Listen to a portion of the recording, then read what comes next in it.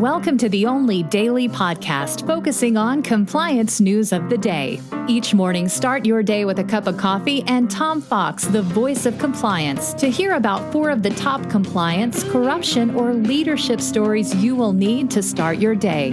The Daily Compliance News is a production of the Compliance Podcast Network.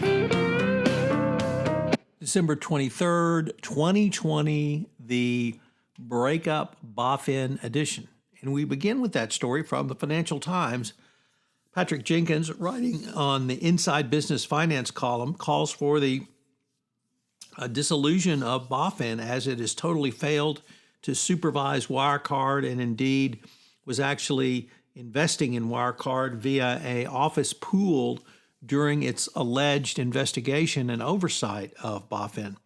Jenkins says that the folding of BAFin's responsibility into the Bundesbank and the ECB looks more logical than it did when it was first suggested a decade ago. With BAFin's complete capture by Wirecard, it's pretty clear that it has zero credibility, and all of the people who are running it need to be washed out so that they can begin some sort of healing process. But I like Jenkins' idea. It really makes a lot of sense.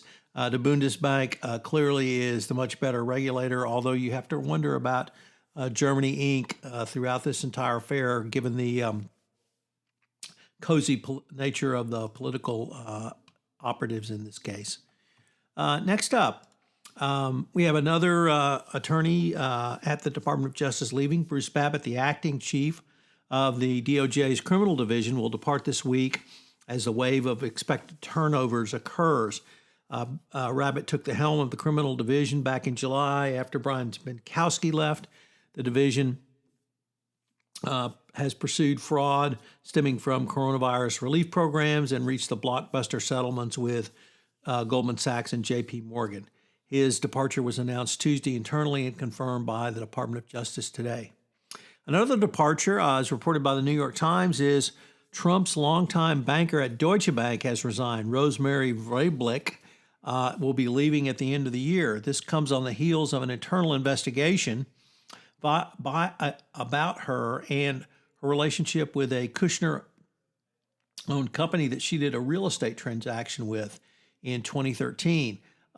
This real estate transaction allegedly involved conflicts of interest, and indeed the bank prohibits bankers from, this is even Deutsche Bank, prohibits bankers from doing deals with clients because of perceived or actual conflicts of interest.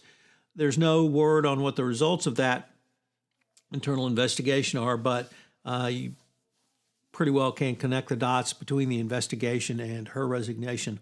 Also, her number one assistant on the deal is resigning at the same time. So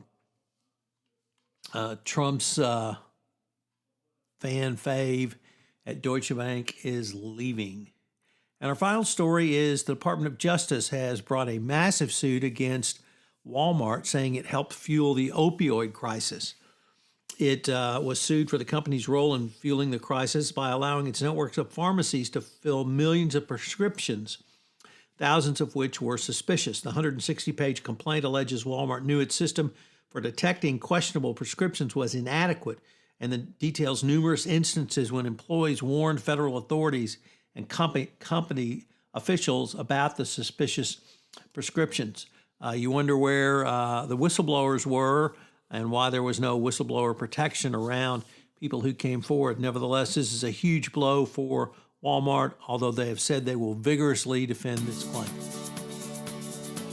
The Daily Compliance News is a production of the Compliance Podcast Network and a proud member of C-Suite Radio. Thanks so much for listening. I hope you'll join me again tomorrow.